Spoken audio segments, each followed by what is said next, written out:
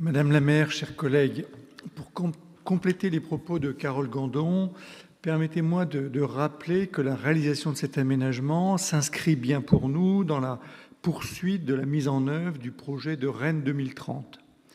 En cela, nous n'avons rien à redire sur celui-ci, au sens où il se traduira par une valorisation du paysage urbain du centre-ville, sa revégétalisation et une meilleure accessibilité pour les mobilités actives. Ce projet améliorera la qualité de vie des riverains comme celle des usagers et l'attractivité générale de ces espaces centraux. Toutefois, ce projet est le révélateur d'un deux poids deux mesures dans le traitement de la ville. Nous ne prendrons pour exemple que ces projets d'hyperdensification dans certains quartiers de Rennes comme celui de la Pommeraye. Ils soulèvent les récriminations permanentes des riverains du fait de leurs conséquences en termes d'ombre portée, de perte d'ensoleillement, de saturation des services existants, de réduction des espaces naturels et de production d'îlots de chaleur urbains, et j'en passe. Il ne s'agit pas encore une fois de refuser la densification, et encore moins la mixité sociale. Les associations de riverains vous ont alerté à de multiples reprises sur ces nuisances. Elles ont proposé des amendements aux projets existants. Elles ont participé aux réunions de concertation prévues pour découvrir à chaque fois que les projets étaient bouclés et que leur seule marge de manœuvre ne portait en fait que sur des détails insignifiants. Vous le savez, ces associations comme Coup Dur, NANSA, le collectif de la mode Baril et d'autres ont souvent le sentiment d'être baladées, pour ne pas dire mépriser, le mot est fort, je le reconnais, alors qu'elles ont systématiquement joué le jeu de la charte de la concertation.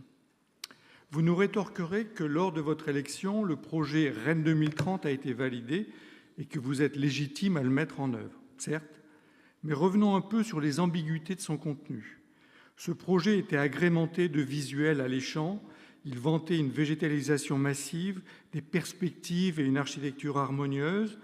Il prônait des mobilités apaisées et une réelle intégration urbaine et sociale. Il était cependant très imprécis sur le détail des réalisations à venir. Difficile donc d'y être opposé, y compris sur les grands axes d'aménagement qu'il mettait en avant, tels qu'un faisceau ferroviaire à reconquérir, des traversées urbaines à créer et valoriser, l'identification de lieux singuliers et leur mise en valeur. En effet, qui pouvait sérieusement être contre ce type d'enjeu et ces perspectives? Mais de ce projet d'ensemble au projet concret de terrain, il y a un décalage criant. Citons pour exemple, au 171 rue de Verne, un projet qui en est maintenant à une densité de près de 300 logements à l'hectare, 3 fois celle préconisée par le nouveau PLH. Dans le secteur Moisy et rue de Château-Giron, des projets de près de 600 logements qui sont à venir. Sans parler de ces tours R+18 dans ces lieux singuliers, totalement incongrus dans leur environnement d'immeubles de faible hauteur et de pavillons.